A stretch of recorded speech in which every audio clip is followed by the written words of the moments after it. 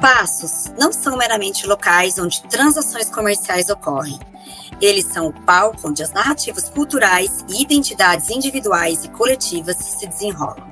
Nessa exploração, mergulharemos nas complexidades desses espaços e seus significados.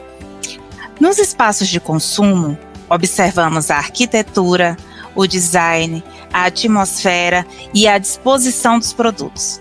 Cada elemento é cuidadosamente orquestrado para evocar emoções específicas, reforçar identidades culturais e, por vezes, criar um senso de pertencimento. Os espaços se transformam em palavras silenciosas, transmitindo mensagens sobre quem somos, o que valorizamos e como nos encaixamos no mundo ao nosso redor. Nesse episódio, vamos conversar sobre os espaços de consumo e como eles se modificaram ao longo do tempo. Essa mudança envolve arquitetura, tecnologia, artefatos, cultura e, é claro, consumo. Vem com a gente. Olá, Melissa, tudo bem? Bem, e você?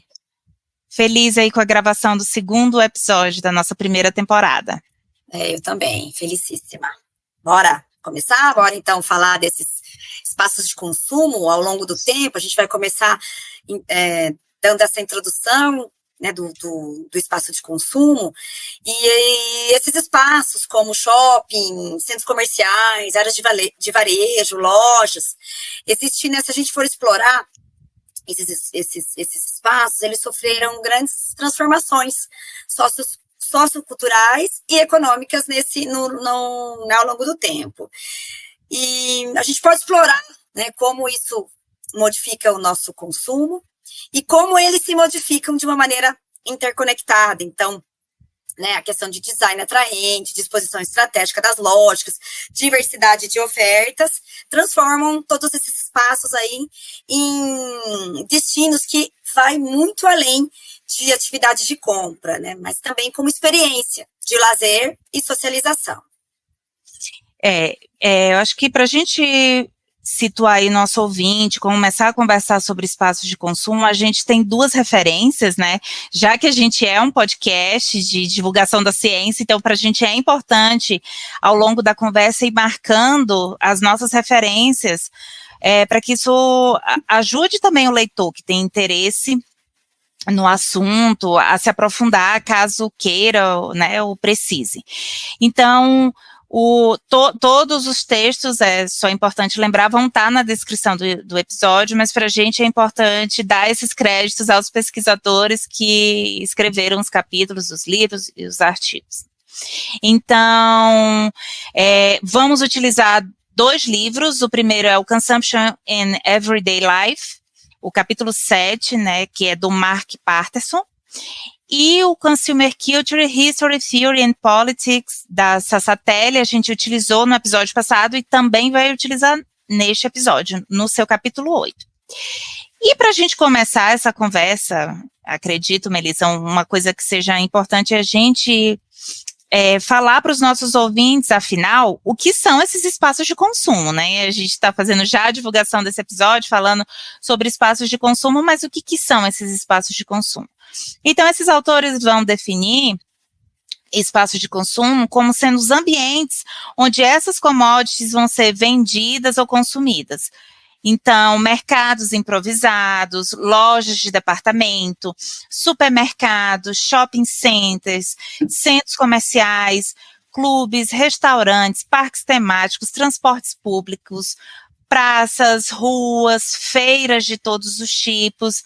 Então, a gente pode utilizar esses espaços de diversas maneiras. Assim como o uso das mercadorias, né, o uso desses espaços também pode alterar significativamente a experiência de consumo. Então, provavelmente, consumir uma coisa pela internet, para algumas pessoas, pode não ser a mesma coisa de fisicamente comprar o item. Em Foz do Iguaçu, a gente tem uma comunidade árabe muito forte, e eu amo café turco. Sempre que eu vou a Foz, eu tomo café turco, mas a experiência de tomar um café turco em Foz e no Grand Bazar, na Turquia, devem ser experiências diferentes. Espero um dia eu ter esse privilégio de ir lá tomar o café turco em loco, né? Então, assim, o local, ele altera essa nossa experiência. Shoppings e lojas de departamento, por exemplo, são muito parecidas em vários lugares do mundo. Então, existe até um nome que se dá a isso, que é McDonaldização, né, do consumo, que é essa padronização em massa.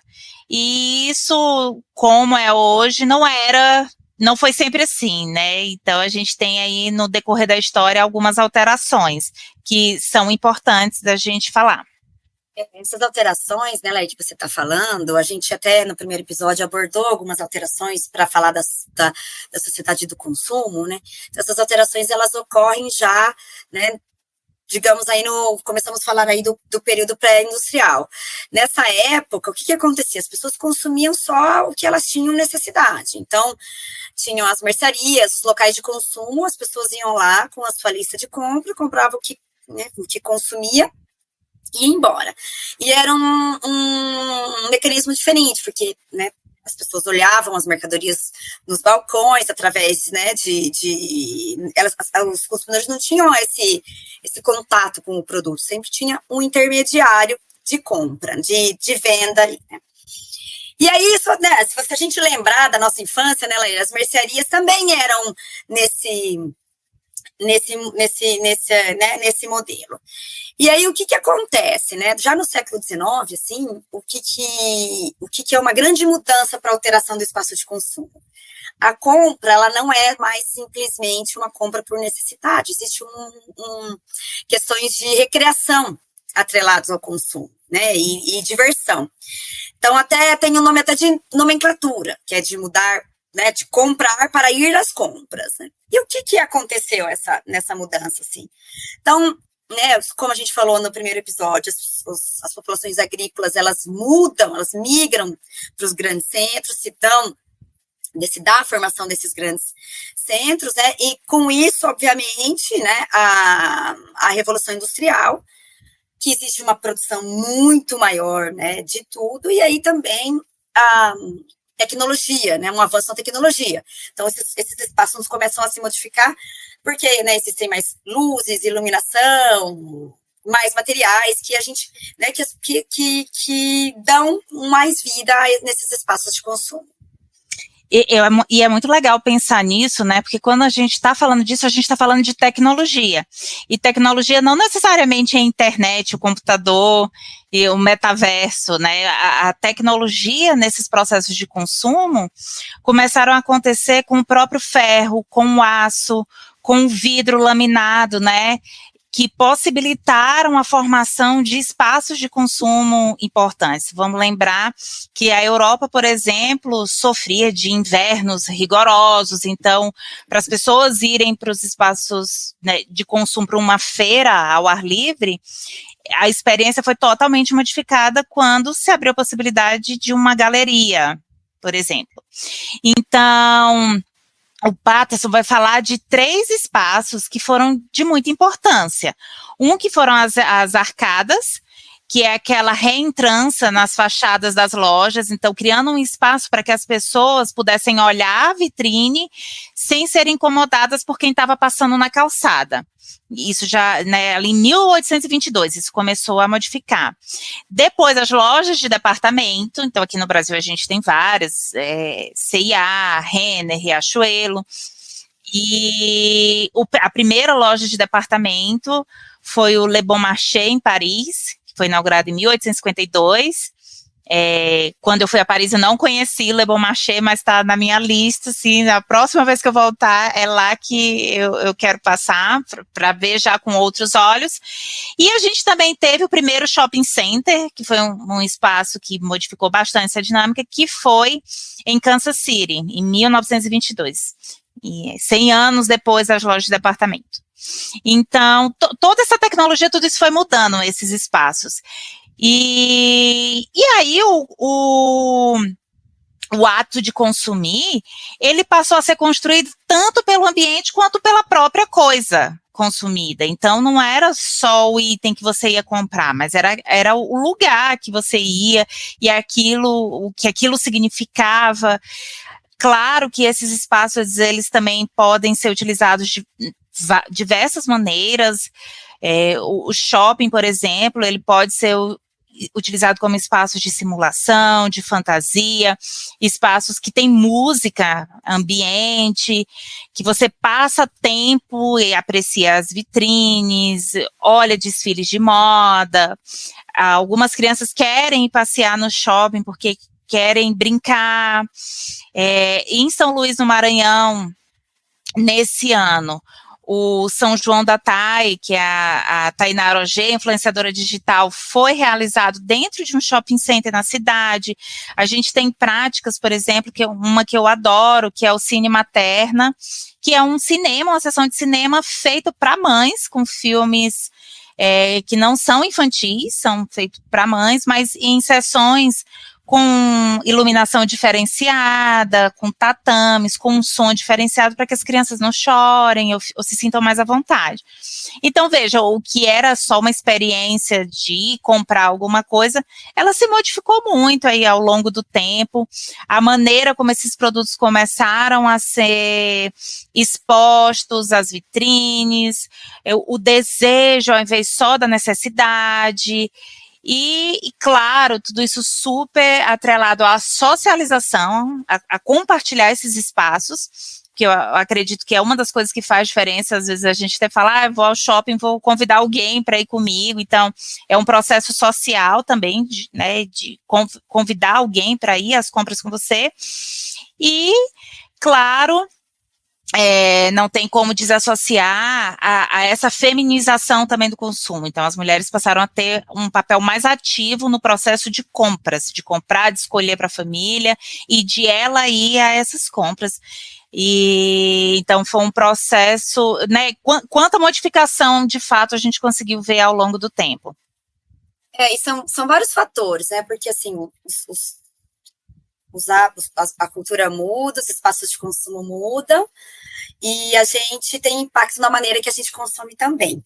Então, agora, para falar sobre mudança de espaço de consumo, a gente trouxe 2 artigos sobre como os objetos também constituem esse espaço e impactam muito, né? Então, são 2 exemplos muito emblemáticos, que são as sacolas de compra e os carrinhos de supermercado. O primeiro artigo, a gente vai falar sobre as sacolas de compra, ele foi escrito por Johan Hagberg, espero que eu tenha pronunciado isso corretamente, foi publicado em 2016 na revista Consumption Markets and Culture. E chama, né, ele é nominado Agency in Practice, a Historical Exploration of Shopping Bags.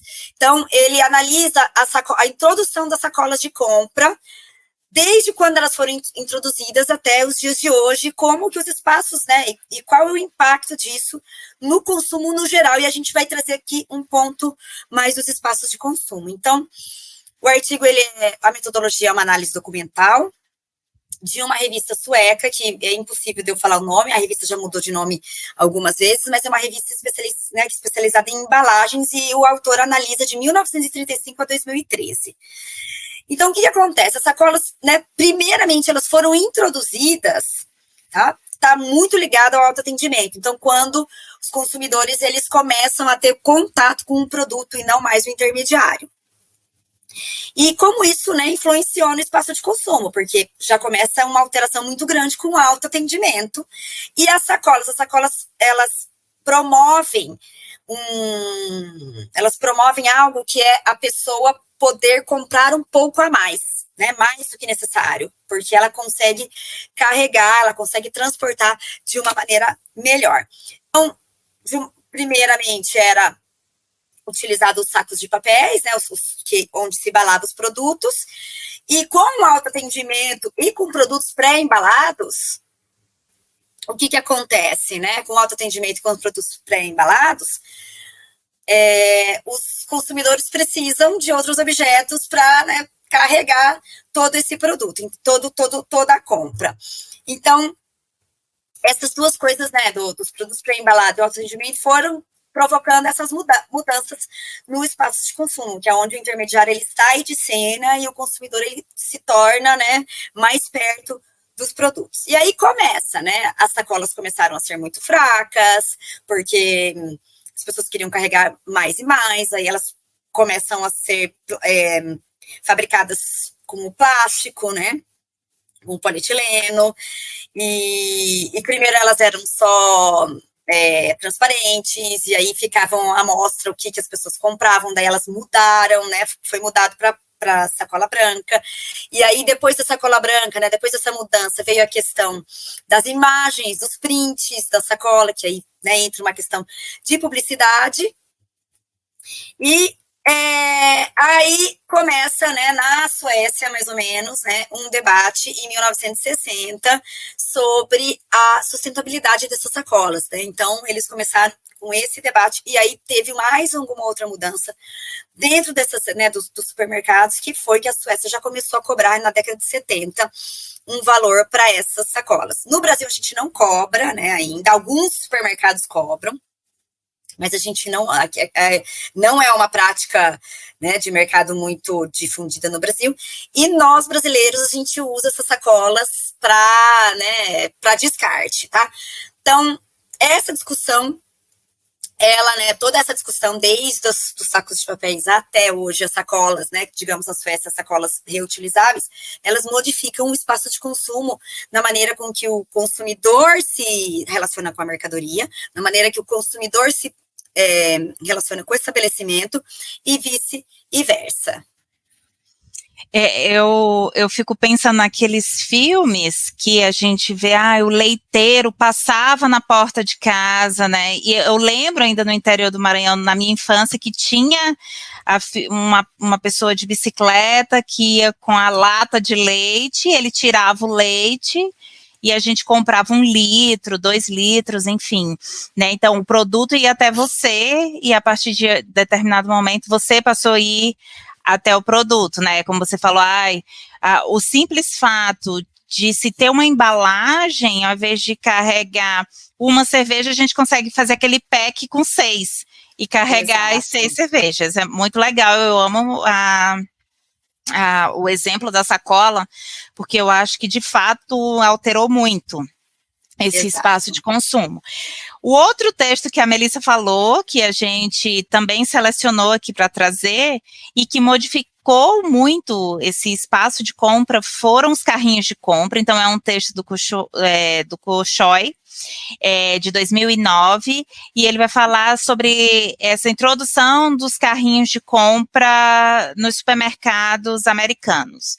E é importante falar que aí a gente começa a introduzir já essa temática de cultura material, que depois a gente vai falar um pouco sobre os produtos, e no próximo episódio, então não percam também. Então, o consumo ele tem tudo a ver com essa relação entre humanos e produtos. Então, nesse sentido, os carrinhos de supermercado mudaram muito a dinâmica que aconteciam dentro das lojas. Então, do balcão para ter corredores agora, gôndolas, contato com o produto e a possibilidade de pegar várias coisas e colocando dentro daquele carrinho. É interessante quando a gente lê o artigo, porque ele fala da resistência dos próprios empresários em implementar os carrinhos, porque eles imaginavam, nossa, vou ocupar espaço da minha loja com carrinho ao invés de colocar produtos. Só que eles rapidamente começaram a perceber como eram, que esse ticket médio, né, essa quantidade vendida por cliente começou a ser bem maior. Basta a gente pensar na diferença da gente ir a um supermercado carregando uma cestinha em um carrinho. É provável que a gente compre muito mais quando a gente está com um carrinho do que com uma cestinha. Então, inicialmente esses carrinhos eram dobráveis, era como um guarda-chuva que dobrava, então isso tinha toda uma... não era prático, não parava em pé quando fechava, né, nessa tentativa aí de não ocupar lugar. Depois foram surgindo os carrinhos que a gente chama de nidificação, né, que foram, era esse que a gente conhece hoje, que encaixa um no outro, e acaba não ocupando muito espaço também. Depois, naturalmente, né, eu acho que como qualquer espaço que a gente vai inserindo novos problemas e novas realidades, as pessoas tinham dificuldade do que fazer com aquele carrinho e largava o carrinho de qualquer maneira no supermercado, e aí foram sendo traçadas estratégias, tipo colocar uma moeda para quando devolver o carrinho ter a moeda de volta. E isso foi sendo culturalmente incorporado pelas pessoas. Então, muitas pessoas hoje já pegam o carrinho e devolvem. Quem não faz isso, a gente já faz um apelo para que faça. E a gente foi aprendendo ao longo do tempo como se comportar também. Assim, é interessante, né, porque daí tudo isso que a gente está comentando aqui, das sacolas e do carrinho, existem mudanças reais dentro dos espaços de consumo. Por exemplo, os carrinhos dobráveis, né, teve que existir, que hoje a gente já conhece como tal, né, mas teve que existir uma mudança logística, né, das compras e da disposição das mercadorias e do armazenamento desses carrinhos para que, né, os consumidores conseguissem fluir com a compra. E a gente vê ainda, né, hoje em dia, por exemplo, quando você vai no supermercado, aqueles carrinhos com Moisés, né, para as mães, gôndolas muito maiores, onde a gente consegue, né, ter carrinho muito maior, várias pessoas passando pela mesma gôndola, e aí mães com crianças, enfim, né, nos Estados Unidos tem um exemplo disso bem emblemático, que a largura dos corredores são bem grandes, né, caso a mãe esteja com os filhos ali, que é muito normal, né, mães irem no mercado com os seus filhos.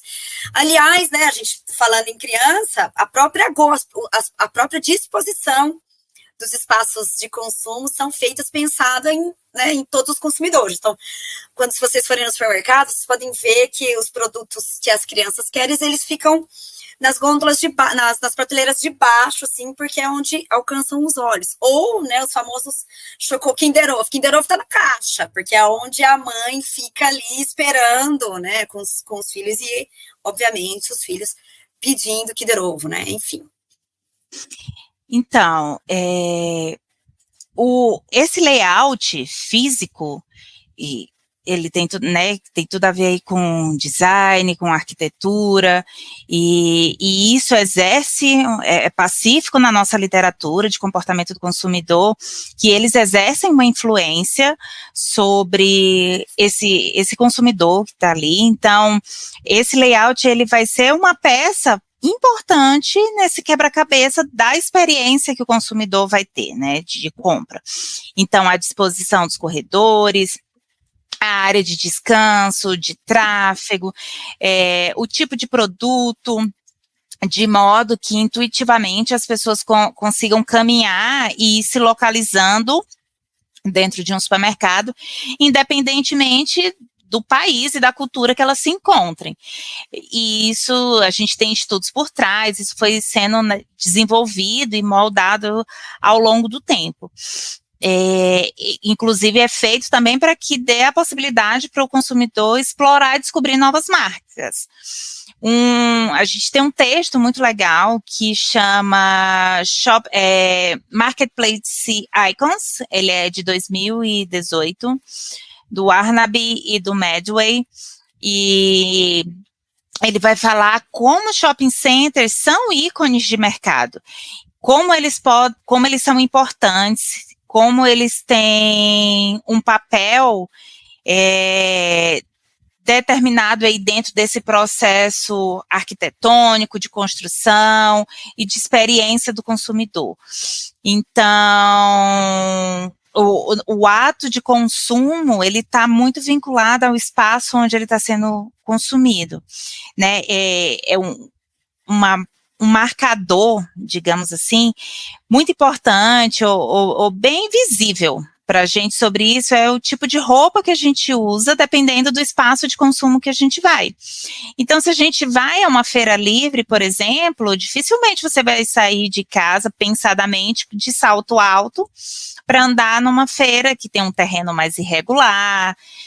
né, e, enfim, e que você vai andar um pouco mais, às vezes subir ladeiras, subir calçadas.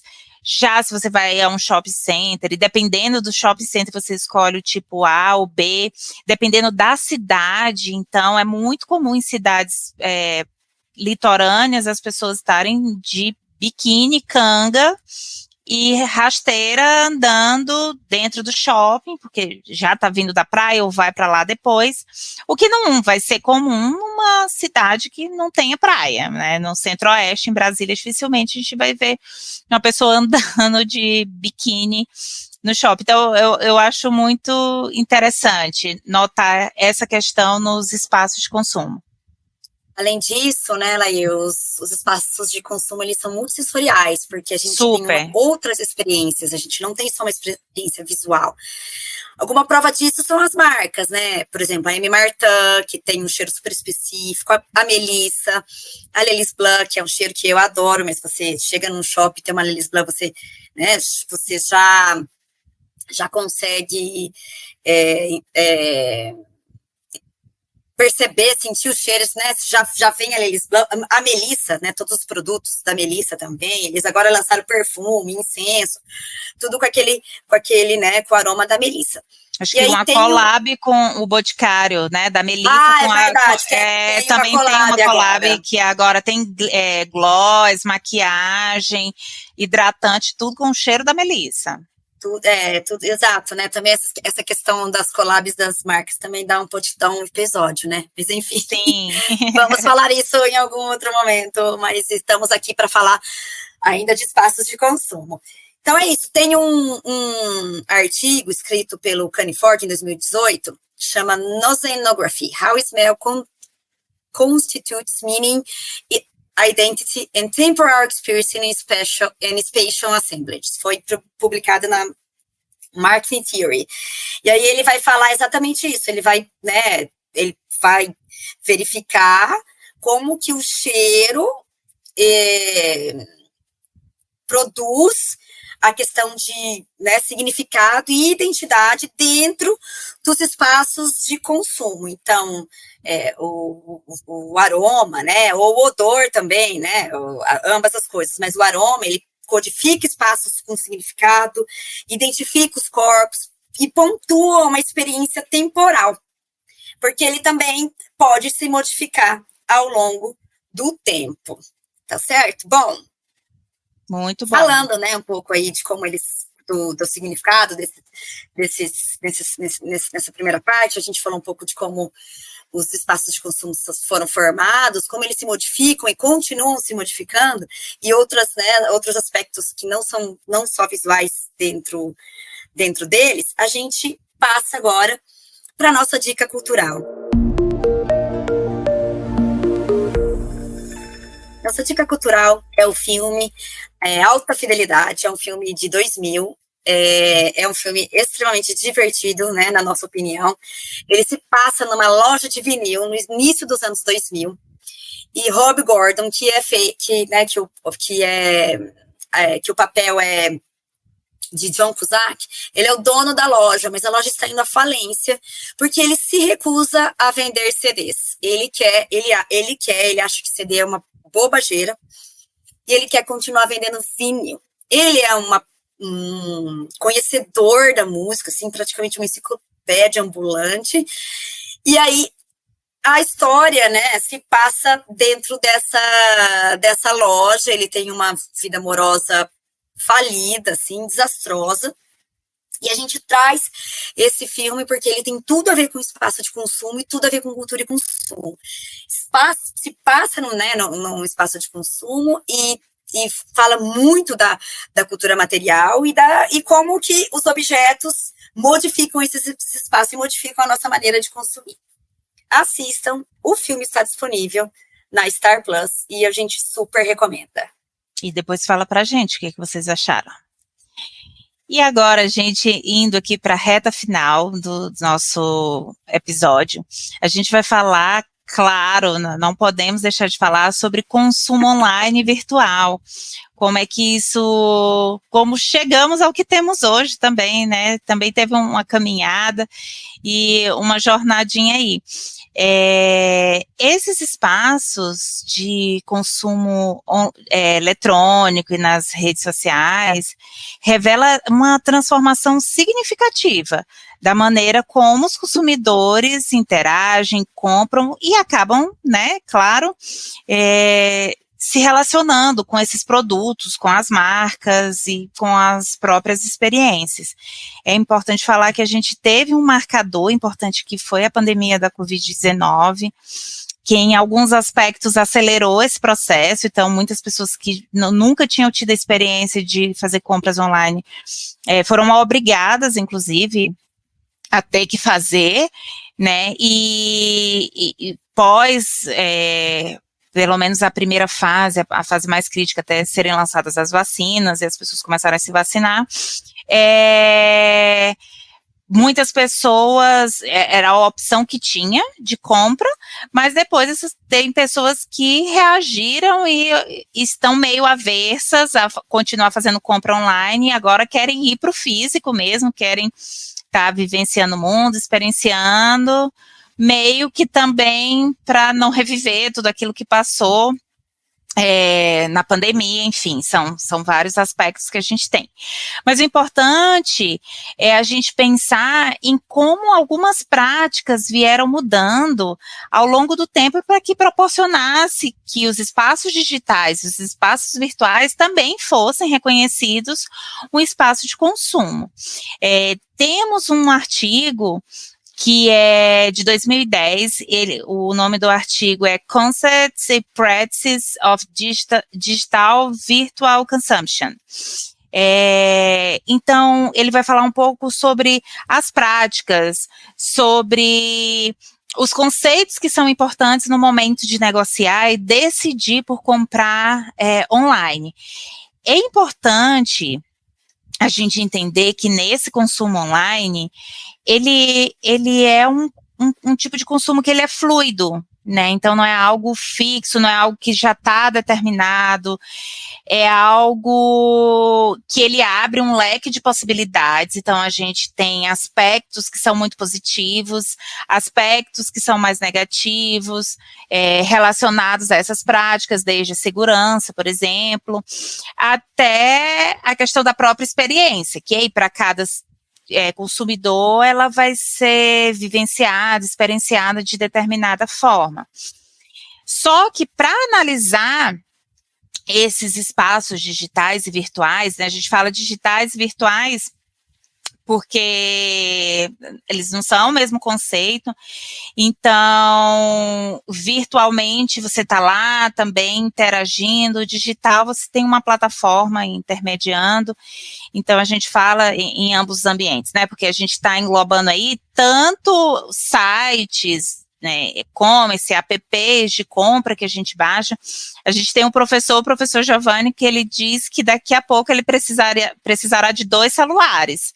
Um para falar com as pessoas e o outro para baixar só app, para comprar as coisas, né? Desde reservar um carro até fazer compras. E aí a gente também tem nesse mundo virtual os espaços mais imersivos como o metaverso. Mas antes de falar um pouco sobre esses espaços em si, eu acho que é legal a gente pontuar alguns aspectos que são chaves, né? Para ser considerados quando a gente analisa esses espaços. E assim, né, olha só, né, que interessante, porque a gente fala, né, falando desses aspectos chaves, o comércio virtual, ele também muda a maneira que a gente consome fisicamente. O app agora, então, né, até as ferramentas de marketing digital, eles tiveram que fazer atualizações por conta dos aplicativos, né, porque hoje em dia, além do site, a gente compra muito por aplicativo, né, quem não tem aí um aplicativo, pelo menos, ou do Mercado Livre, ou da Shopee, instalado, né. iFood, então, Uber. Exatamente, né, exato. Então, o que acontece? Existe né, os fatores chaves, assim, quando a gente vai analisar o espaço virtual. A variedade e acessibilidade dos produtos, ela é muito maior. Né? As redes sociais também, né, que chegam aí, que todo mundo, hoje em dia, a maioria das pessoas está conectada ao celular, tem acesso a uma rede social, e como que esse consumidor, a informação sobre né? Os produtos fica muito diversificada, né? É um consumidor que a gente consegue ter muita informação antes de escolher uma determinada marca, um determinado restaurante, enfim, mesmo que a gente né, esteja fazendo consumo físico.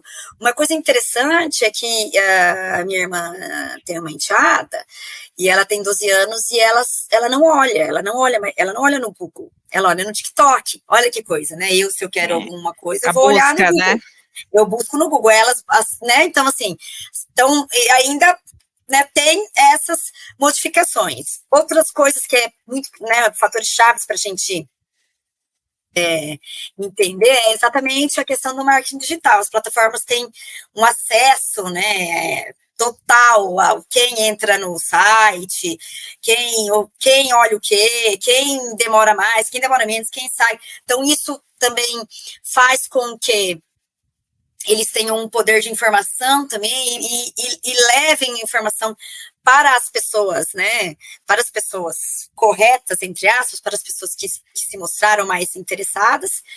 A questão das avaliações, né? Quem aqui que não compra online, que não dá uma olhadinha nas avaliações do que as pessoas estão falando daquele determinado produto? Hotel, por exemplo, quando a gente, né, entra no Booking ou no Airbnb, eu pelo menos olho e considero o que esses consumidores, as outras pessoas que alugaram, né, a mesma casa, o mesmo quarto, o que eles estão falando. Então, tudo isso, né, existe uma gama gigante de informação que modifica, sejam os espaços virtuais, sejam os espaços físicos e sejam, né, a maneira com que a gente consome. É muito interessante pensar uma evolução agora que a gente chama a Web 3.0, que eu estou bem em contato, porque tem a ver com a minha pesquisa de doutorado, né? A minha tese é construída aí dentro de um espaço virtual que são os metaversos. Não existe um metaverso, existem vários ambientes de metaverso, que é uma realidade aí digital paralela, onde as pessoas podem interagir, podem criar, explorar e sim, consumir. E é um ambiente tridimensional, então você, claro, pode ficar em um laptop se não tiver um óculos de realidade virtual aumentada, mas você consegue, através de um avatar, você, né, se personifica, interagir dentro do mundo e você consegue fazer compras de muitas maneiras parecidas com o que a gente experiencia aqui no mundo físico. Então, muitas lojas, é possível você acessar lojas virtuais, então, muitas marcas, varejistas, eles já estão percebendo a importância dessa presença, principalmente com essa geração mais nova, né, Melissa, porque todos esses processos que a gente foi falando aí ao longo do episódio, foram sofrendo resistência sempre pelas gerações anteriores, claro, né? Não foi sempre esse processo de resistir, dizer que não vai, que não, né, não vou baixar o app, não vou comprar pela internet, jamais, imagina se eu vou entrar num metaverso. Então, são processos naturais que acontecem de resistência e que vão se modificando ao longo do tempo. Realmente tem gente que permanece até o fim da vida, fiel às suas escolhas, né, e às suas ideias, mas a sociedade como um todo, ela vai sendo levada e ela vai aderindo a novas tecnologias. E aí a gente tem muitas lojas não só de roupas, que às vezes você pode comprar, você pode experimentar um modelo online, ver se gosta e a partir dele você pedir um físico também, ou só comprar para o seu avatar. É possível você só comprar aquela roupa digitalmente, então você vai ter a roupa física e a digital você compra qual você quiser. Mercados de arte digital, então a gente tem uma quantidade de artistas enormes hoje produzindo arte digital, que são obras de artes que são, que a gente chama de NFTs, né, que são tokens não fungíveis, que eles vão ter um código único, identidade única, então muito mais difícil de serem copiados, de serem feitas cópias falsas. Então, existe esse aspecto positivo aí nos itens que são vendidos nesses espaços virtuais. Experiências também, né? Quando a gente fala de consumir, a gente não está falando só de comprar produto ou um serviço, a gente está falando também de experiências. Então, tem shows acontecendo dentro do metaverso. Se você tiver um óculos de realidade virtual, você vai se sentir na beira do palco, assim, numa experiência muito imersiva e de uma qualidade muito boa. Nesses ambientes a gente vai ter também roupas para as pessoas e para os avatares, né, para os avatares. Então os avatares, lá a gente chama as roupas deles de skins. Então, essas skins vão desde roupas da moda, então a Balenciaga tem uma linha dentro do Fortnite, por exemplo, e que o Fortnite é um ambiente de metaverso, e também acessórios exclusivos, muitos deles com valor utilitário, né? Então, assim, para que serve? Vários deles o avatar é protegido em determinada batalha, porque aquele tecido que é feito aquela skin, ela é super resistente. Então, ela não é só uma função de ornamentar.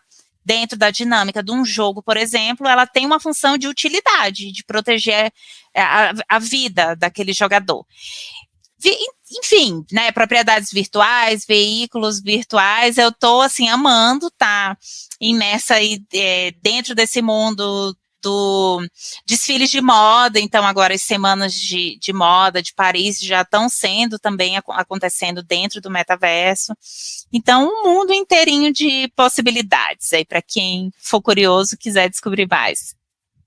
O Boticário fez uma ação dentro do metaverso, que você fazia seu avatar. Eu não sei se ela está no ar ainda, porque acho que foi o ano passado, eu vi isso ano passado. Mas você entrava dentro das lojas do produto, né, do Boticário, com o seu avatar, para entender dos lançamentos. Eu achei que foi bem interessante, sim, foi uma experiência bem interessante.